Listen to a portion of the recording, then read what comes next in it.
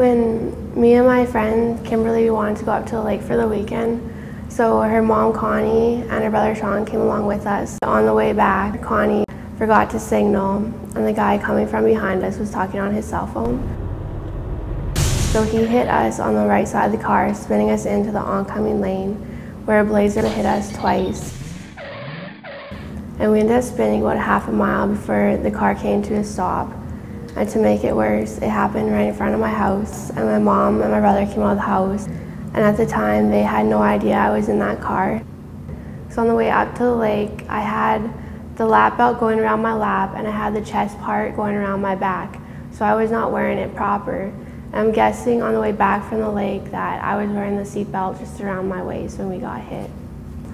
Once the police arrived in the ambulance, they loaded me in one, and they loaded Kimberly and Sean in the other. Then one of the officers came up to my mom and asked, I think that's your daughter that's in that car. And my mom actually had to fight with the ambulance driver to get them to let her go with me in the ambulance. And the only reason why they let her come with us because they didn't think I was going to make it. I lost a lot of blood, and my heart stopped beating. I broke 14 bones in total. I broke my left leg in 3 places. I broke my right leg in 2. I broke my pelvis in 4 places. I shattered my wrist in 2 places. I broke my finger. I shattered the whole front of my jaw, and my spleen ripped in half, which caused the internal bleeding. I also broke L1, L2 in my back, so I had no feeling from the belly button down. When I first woke up, I was quite shocked. I didn't know what was going on. And there was a week before they even told me I was paralyzed. And I was so young at the time too that I didn't fully understand what that meant. I was 13 years old. When I was in the hospital, I was the only one on that ward. The rest were all stroke patients.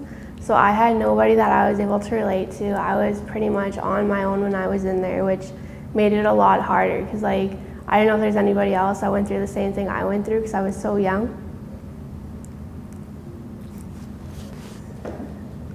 Sorry. Okay, I'm good.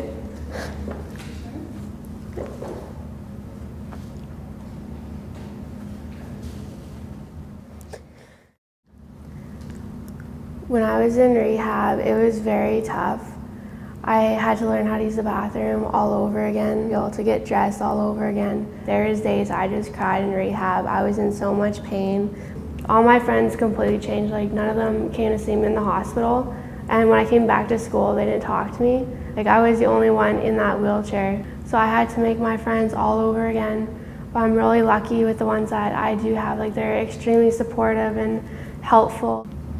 For me, right now, one of the hardest things is trying to get a job. Clothing stores, restaurants, wherever you could think of applying. I have tried applying, and I wasn't given that opportunity to be able to work there.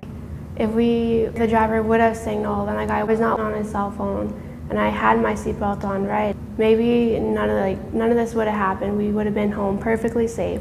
All we had to do was turn that corner